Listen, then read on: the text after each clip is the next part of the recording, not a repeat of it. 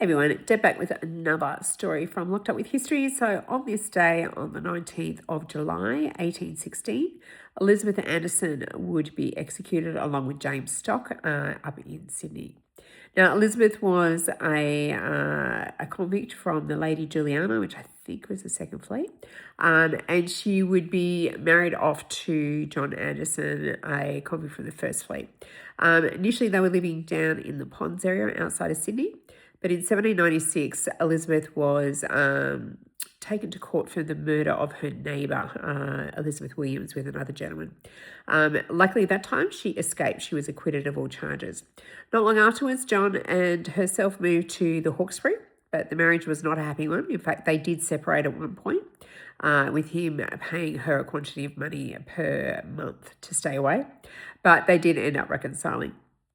Not long afterwards, James Stock was an assigned convict who came to their property, and it wouldn't be much longer afterwards that John would be found dead.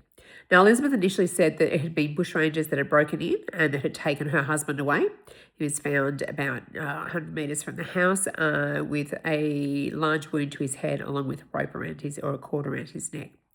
However, the telling point was for the neighbours is that the dogs, they had several vicious dogs that would bark at anybody they didn't know, and there was no sound of any dogs that night.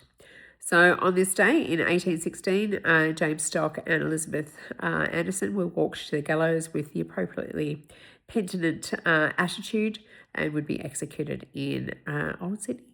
So it's just another one of the stories from In Her Words, the stories of the executed women of Australia. Thanks, bye.